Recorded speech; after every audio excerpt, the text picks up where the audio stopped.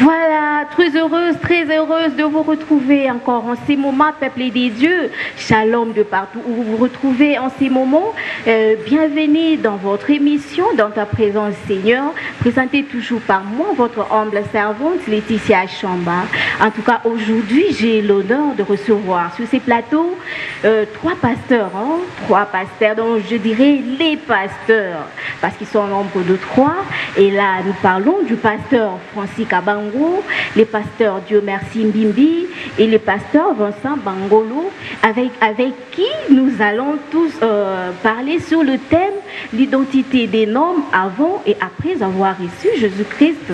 Et avant tout, en tout cas, je nous demanderai et j'exhorterai à tout le monde de s'abonner. Abonnez-vous massivement sur votre chaîne Mukulu TV afin de soutenir ce œuvre des dieux. Alors là, je veux saluer le pasteur. Bonjour, pasteur. Bonjour, bien-aimés.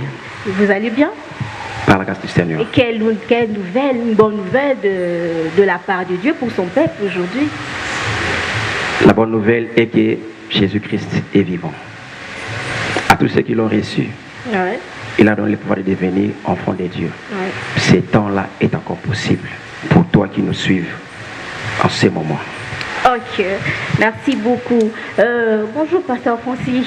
Oui, bonjour. Vous allez bien, en forme, hein? Très bien, en forme. Alors, quelle est une bonne nouvelle, la nouvelle de Dieu de la part de son peuple aujourd'hui? La nouvelle de Dieu de la part de son peuple est que Jésus-Christ est le même hier, aujourd'hui et éternellement. Voilà. Il est capable de transformer et donner la vie, car c'est lui le chemin, la vérité et la vie. Amen. Bonjour, pasteur Vincent. Bonjour. Vous allez bien, hein? Oui, en super forme. Qui est la bonne nouvelle? Oui, la bonne nouvelle est que notre Seigneur est vivant. Nous sommes plus que vainqueurs parce qu'il nous a aimés. Et son amour est immense. Il ne fait exception des personnes. Même si vous êtes en train de nous suivre, vous n'avez pas encore Jésus-Christ. Voici les moments favorables de vous rencontrer avec Jésus-Christ. Voilà. Comme d'habitude, avant d'entrer dans le vif de notre thème, nous consacrons un petit moment, juste quelques secondes, dans la prière. Alors là, je m'en vais demander au pasteur Francis de prier. Père, nous consacrons ce moment entre tes mains. Toi qui as connu ce moment, que nos bien-aimés à travers le média nous suivraient, afin qu'ils parviennent à la connaissance de la vérité. Nous te prions, ô Père, que tu puisses parler à un homme, parler à une femme en ce jour, pour que sa vie soit transformée. Selon qu'il est écrit, vous connaîtrez la vérité et la vérité vous affranchira. En ton nom, Jésus, nous avons ainsi prié. Amen. Amen. Voilà, pasteur. En tout cas, je pense que cette question va plus au pasteur Dieu Merci. Hein? Pasteur, notre thème parle de l'identité. L'identité d'un chrétien et d'un homme, pas d'un chrétien, d'abord d'un homme avant et après avoir reçu Jésus-Christ. Alors, pouvez-vous nous expliquer brièvement c'est quoi l'identité d'un chrétien ou d'un homme qui a reçu Jésus et c'est quoi l'identité d'un païen? Merci beaucoup pour la question. Ouais. Lorsque nous parlons de l'identité, nous voyons l'ensemble du caractère, l'ensemble des valeurs qu'on peut attribuer à un homme, à une personne qui font son identité. Ouais. Aujourd'hui, nous avons tout le monde dans l'église. Il y a la crise d'identité. On ne sait pas dire aujourd'hui qui est chrétien, qui est païen, car tous fréquentent les églises. Mais cependant, en la lumière de la parole de Dieu, il y a des passages, il y a des versets bibliques qui nous prouvent que celui-ci peut être appelé chrétien, celui-là peut être appelé païen. Lorsque nous prenons même l'origine du mot chrétien, aujourd'hui, beaucoup se tapent la poitrine, c'est lourd, c'est glorifié d'être appelé chrétien. Or, lorsqu'à Antioche, parce que dans Actes 11, 26, la Bible déclare que c'est fut en Antioche que pour la première fois, les disciples furent appelés chrétiens. C'était une ville où il y avait plein d'idolâtries. Il y avait plein de mauvais comportements, mais eux, ils ne se comportaient pas comme les gens de la ville. Ils étaient différents. C'est à cause de cette manière de vivre, parce qu'eux, ils continuaient à refléter le Christ. C'est comme ça qu'ils étaient appelés chrétiens. Et aujourd'hui, nous voyons ceux qui fréquentent les églises, ils vivent comme le païen. On se pose la question, est-ce qu'ils sont païens ou ils sont chrétiens? Est-ce qu'on est chrétien parce qu'on va à l'église ou on est païen parce qu'on ne part pas à l'église? Donc c'est une crise d'identité qu'on a aujourd'hui. Voilà pourquoi dans cette émission, nous voulons aider le peuple de Dieu. Nous voulons aider toute personne qui fréquente déjà une église à savoir s'il est déjà chrétien ou il est encore païen. À travers cette émission, vous allez découvrir votre identité. Alors, pasteur, vous venez de dire les gens qui vivent et ne reflètent pas qui sont enfants de Dieu. Là, c'est ça, ce sont les païens. Alors, ma question est de savoir quels sont les critères. Quels sont les critères qui prouvent qu'ils n'ont, ou quelle est la façon de vivre, la manière dont un homme peut mener sa vie pour montrer que ceci c'est un chrétien ou ceci c'est un païen? C'est une très bonne question. Et la réponse à cette question est réglée dans la Bible. Quand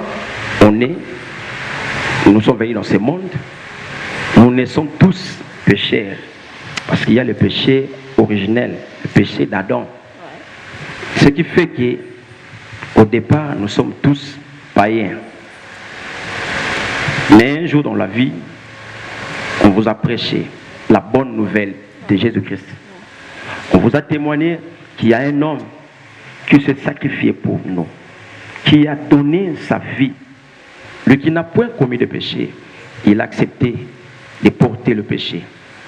Il a accepté de porter ses grands fardeaux. Il a souffert jusqu'à la mort. Et pas n'importe quelle mort, à la mort à la croix.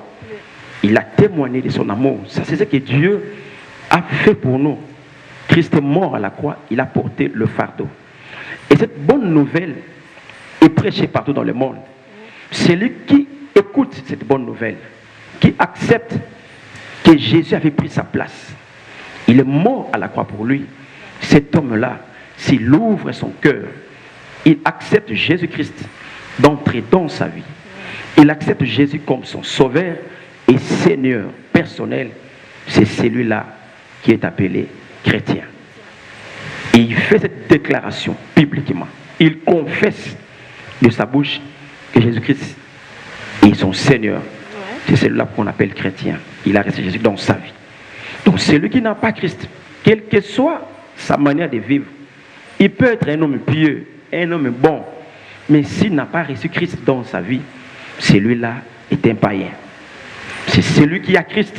Le seul critère pour devenir chrétien, c'est avoir Jésus-Christ dans ta vie. Ok, d'accord, nous avons tous compris. Hein? Donc, celui qui est appelé chrétien, c'est celui qui a reçu ou qui a Jésus-Christ dans sa vie. Et celui qui est païen, c'est celui qui n'a pas Jésus dans sa vie. Voilà, c'est la troisième question.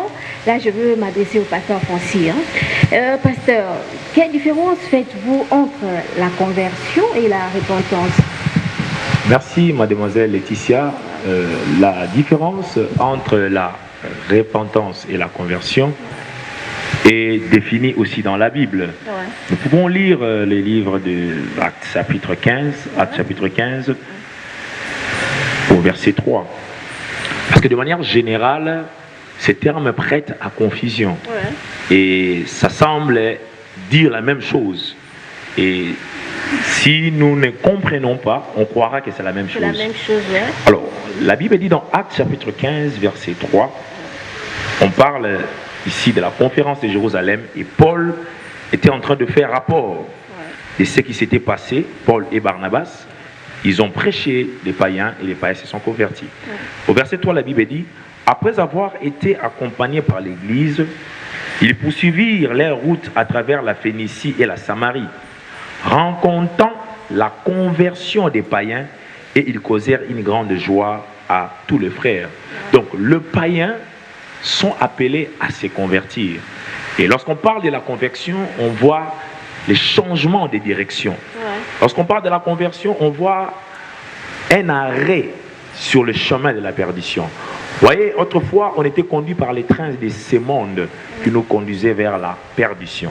Et à un moment donné de la vie, lorsqu'on écoute la bonne nouvelle, lorsqu'on écoute l'évangile, alors la personne se dit, waouh, je me conduisais vers la mort, vers les trains de l'enfer. Et il fait un arrêt sur ce chemin-là de la perdition. Et en ce moment-là, il se tourne vers Dieu. Là, on parle de la conversion. Pourquoi? Parce que c'est le point de départ pour la vie chrétienne. C'est le point de départ pour être dans le royaume de Dieu. Et maintenant, la repentance accompagne aussi la conversion. Parce que ça s'est fait au même moment. Parce que nous pouvons comprendre que la repentance donc vient après la conversion. On ne peut pas se repentir si on ne s'est pas converti. Au départ, pour un païen, il doit se convertir. Et pour croire au pardon de ses péchés, il faut qu'il y ait la repentance. Et cette repentance qui est ces regrets profonds, cette souffrance intérieure qui vient de la révélation du péché. La personne, on lui a révélé le péché. Et la personne, quand il a compris que sa vie n'était pas conforme et qu'il doit obtenir le pardon du péché, c'est alors que la repentance vient accompagner sa conversion. Et lorsqu'on s'est converti, on s'est converti une fois pour toutes. Là, c'est les païens qui sont appelés à se convertir. Et même l'apôtre Paul est en train de parler aux chrétiens des Thessaloniciens qui s'étaient détournés de leurs idoles afin d'aller vers les dieux vivants. Donc là, on dit à nos frères qui n'ont pas encore reçu le Seigneur Jésus de faire l'arrêt vers le chemin qui le conduit en enfer et de se tourner vers Dieu qui peut les accorder le pardon du péché. Et c'est là où intervient la repentance. Et pour ceux qui sont aussi chrétiens, et peut-être qu'ils sont en train de se méconduire, mais Dieu est là pour leur pardonner. Si ils sentent en eux qu'ils ont mal agi, qu'ils ne se limitent pas par cette culpabilité intérieure, qu'ils croient au pardon de Dieu, et Dieu est capable de leur pardonner. Parce qu'il est miséricordieux. Hein? Parce qu'il est miséricordieux, il est plein de compassion. Donc nous sommes appelés, pour nous qui sommes en Christ, tous les jours, à nous repentir. Voilà pourquoi même l'apôtre Paul, quand il a écrit sa première lettre aux chrétiens des Corinthiens, il voulait éveiller leur sens. Parce que quand on parle de repentance, repentance veut dire métanoïa, changement des pensées. En fait que ces chrétiens-là de Corinthe puissent revenir au bon sens, abandonner les mauvaises voies et servir le vrai Dieu. D'accord, merci beaucoup pasteur. Et pasteur Vincent, en tout cas là je me tourne vers vous. Hein? Voilà, ma question est celle-ci. Quel comportement un homme doit adopter lorsqu'il reçoit Jésus-Christ, lorsqu'il a reçu Jésus? Quel comportement il doit adopter pour ne plus retomber encore dans le péché? Merci pour la question, je rends grâce à Dieu. Vous savez, celui qui a reçu Jésus-Christ, il est né de nouveau. La Bible dit, les choses anciennes sont passées, toutes choses sont devenues nouvelles. Effectivement, ça doit affecter son comportement nouvel. Donc, pour bien se comporter, c'est l'enfant de Dieu. Il doit être conduit par le Saint-Esprit. Pour que le Saint-Esprit nous aide de ne pas tomber à la tentation et à vaincre le mal qui sont devant nous. Donc, le comportement est simple. Il faut être conduit par le Saint-Esprit pour ne pas avoir les anciens caractères. Parce que les choses anciennes sont passées. Donc, il faut être conduit par le Saint-Esprit pour refléter l'image du Christ par nos agissements, nos réactions, nos comportements. Le Saint-Esprit doit nous aider. Comme je déclare, tous ceux qui sont conduits par le Saint-Esprit sont fils et filles de Dieu. Ok, merci beaucoup, pasteur. Et je poursuis avec une autre question.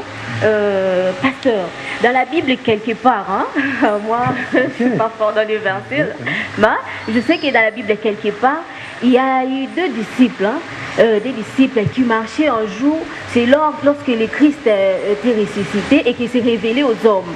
Alors un jour, ces disciples-là marchaient, alors qu'ils marchaient avec lui, mais sans savoir qu'ils étaient avec le Christ, avec eux. Alors pasteur, nous pouvons dire que dans le monde d'aujourd'hui, il y a les hommes de Dieu, il y a le berger, voire même le chrétien, qui marche avec Jésus-Christ en lui sans le savoir ou comment?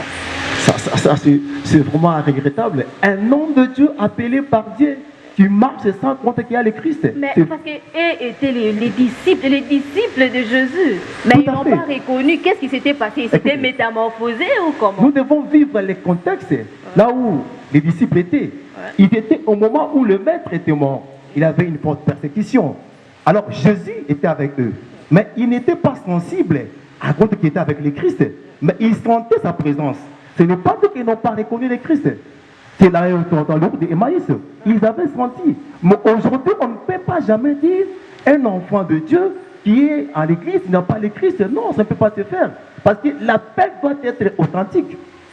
Paul dit, ce n'est plus moi qui vis, c'est Christ qui vit en moi. Si Christ vit en vous, comment vous pouvez l'ignorer? C'est contradictoire. Un homme de Dieu qui est appelé par Dieu va sentir le Christ et le reconnaître. Il faut comprendre les contextes dans lesquels nous sommes. Là, nous étions dans le chemin d'Emmaüs. Il avait une persécution. Le disciple avait peur. Mais quand ils ont marché, ils ont senti en eux que Christ était avec eux. C'était une question de sensibilité, mais le côté qui était avec Christ. Mais, pasteur, je vais juste ajouter quelque chose là. Je vous écoute. Il y a les chrétiens, hein? Là, si je fais allusion au monde aujourd'hui, il y a des chrétiens qui viennent à l'église, qui prient tout ça, mais qui ne marchent pas selon le voie du Seigneur. Là, nous dirons qu'il a Christ en lui.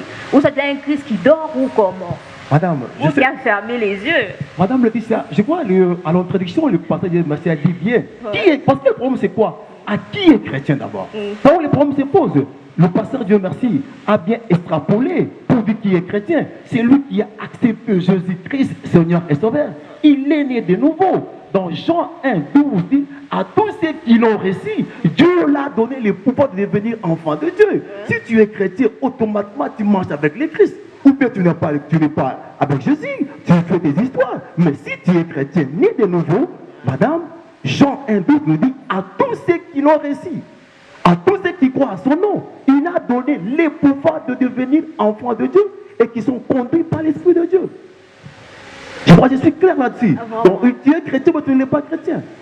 Donc tu es chrétien, tu n'es pas chrétien, mais tu es quand même à l'église. Donc nous dirons que dans l'église, tous ne sont pas chrétiens. Tout à fait, je vous rejoins. Tout le monde qui fréquente l'église, c'est là que nous avons un problème aujourd'hui. Tout le monde qui fréquente l'église ne sont pas les chrétiens. Il y a des gens qui viennent à l'église, qui viennent par l'habitude. Ils sont nés dans une famille chrétienne, par la crainte des parents, il vient à l'église pour plaire à son père. Mais il n'a pas fait de rencontre avec le Christ, il n'est pas chrétien. Venir à l'église, ce n'est pas dire être chrétien. Là, nous devons être clairs là-dessus. Okay. D'accord, je comprends.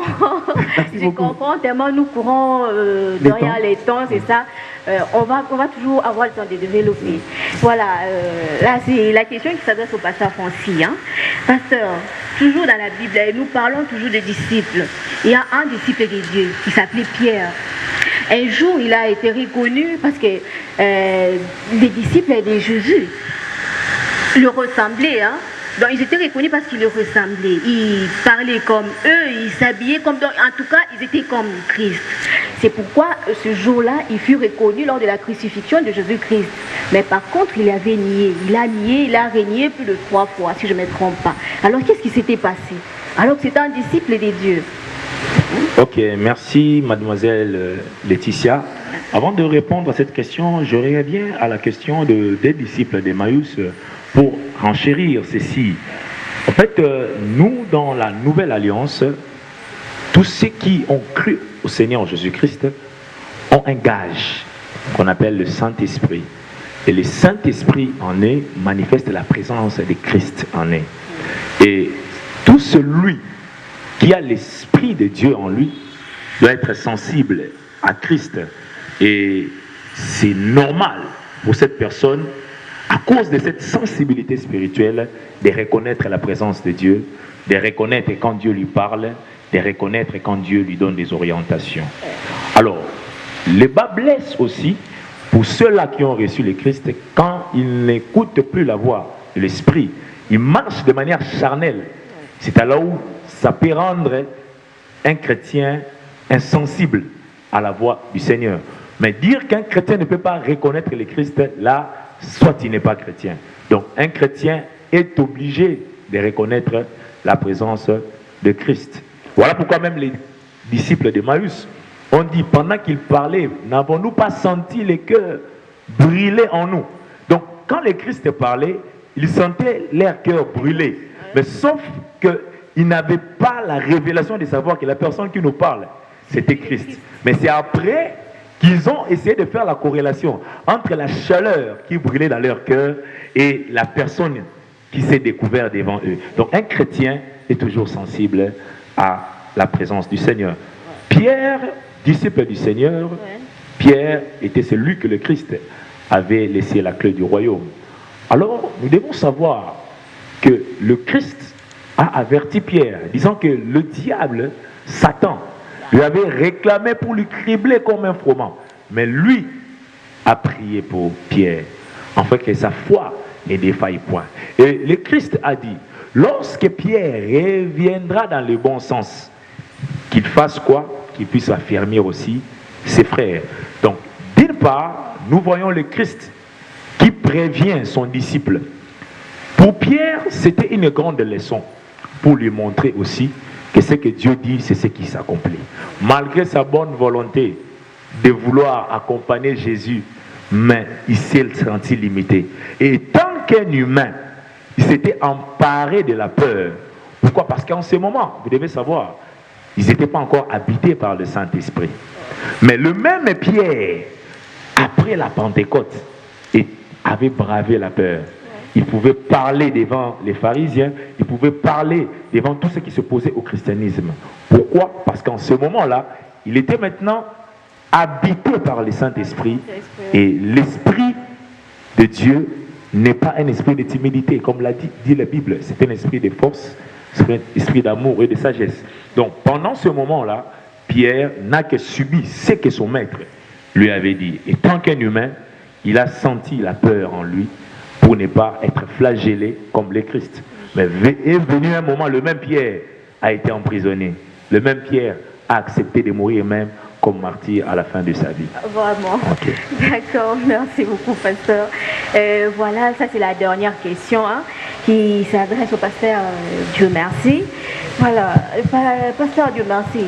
Est-ce qu'on peut attribuer à un homme l'identité d'un chrétien ou d'un païen par rapport à son caractère, son nom, sa profession, autre chose? Merci pour la question. Par rapport à son nom, je dirais non. Par rapport à sa profession, également, je dirais non. Par rapport à son caractère, je dirais oui. Par rapport à l'habillement, la vie aussi là est partagée, oui et non. Parce que nous disons, dans les promesses de mortels, on dit un adage, on reconnaît les moines par son habit. Donc par l'habillement, on reconnaît que telle personne est un homme de Dieu, est un prêtre, est un pasteur par l'habillement. Ouais. Mais aussi par l'accoutrement, on reconnaît que c'est lui, parce qu'il s'habille mal de manière indécente, sans pudeur. Vous voyez seulement l'accoutrement, vous reconnaissez que celui-ci n'est pas une chrétienne, parce que les chrétiennes, surtout j'insiste, les chrétiennes doivent s'habiller, comme dit la Bible, de manière décente, avec pudeur et modestie. Ouais. Donc si vous n'avez pas cela, nous pouvons reconnaître que tu n'es pas une chrétienne, donc tu es un païen. Ça, c'est par rapport à l'accoutrement. Mais pour le comportement, vous devez vivre avec la personne pour savoir si réellement il est un chrétien ou il est un païen. Ouais. Et un élément, le signe le plus important, c'est l'amour. Le Seigneur Jésus a dit, aimez-vous les uns les autres, pour que le monde sache que vous m'appartenez, pour que le monde sache que vous êtes mes disciples. Si tu es chrétien, tu dois avoir l'amour, tu dois aimer ton prochain. Voilà pourquoi aujourd'hui, certaines prières ne peuvent pas être faites. Parce que la loi a changé. Le Christ a amené la loi de l'amour. Il a dit aux disciples, vous avez appris, et pour eux, dent pour dent, mais moi je vous dis, aimez vos ennemis. bénissez ceux qui vous maudissent, faites du bien à ceux-là qui vous maltraitent. Donc ça c'est le signe qui atteste que celui c'est un chrétien. Il a même dit loin, si on vous gifle sur la joue gauche, donne aussi la joue droite. C'est le signe qui prouve qu'un chrétien, c'est le comportement. Lorsque le Saint-Esprit habite en vous, vous allez produire les fruits de l'Esprit, qui est l'amour, la joie, la paix, la patience. C'est le fruit de l'Esprit, la persévérance. Mais les fruits de la chair, les œuvres de la chair, sont aussi manifestes. Ce qui atteste que celui-ci n'est pas un chrétien, c'est un païen. Il y a l'animosité, la haine, la jalousie, la rivalité. Tout ça, ça témoigne que celui-ci c'est un païen. Mais lorsque nous voyons ces comportements, ces caractères auprès des personnes qui fréquentent les églises, c'est pourquoi nous posons la question, sont-ils chrétiens avec les comportements païens? Non, ce sont des païens qui fréquentent l'église. Avec tout ce que nous venons de dire, et ce que le pasteur Francis a dit, nous les demandons de croire, d'accepter l'œuvre de la croix de Christ, afin que le pardon des péchés leur soit accordé et la repentance sera aussi sincère pour eux. Ils peuvent aussi se convertir et nous rejoindre dans la grande famille des enfants de Dieu. D'accord. Oui, madame Laetitia, je voulais ajouter une chose. Il y a certains de nos compatriotes, nos bien-aimés qui nous suivent partout dans le monde, ils peuvent se dire, moi je ne vole pas, je ne triche pas, je ne sors pas avec la femme d'autrui ou le mari d'autrui, je suis honnête dans mes études, dans mon travail, je n'ai rien à me reprocher socialement. Et cette personne, vous pouvez dire qu'il est chrétien? Non. Alors nous disons à cette personne, tu peux avoir une bonne éducation, tu as été bien élevé, bien instruit, mais tant que tu n'as pas donné ta vie à Jésus-Christ, tant que tu ne l'as pas reçu comme ton Seigneur et Sauveur personnel, tu es païen.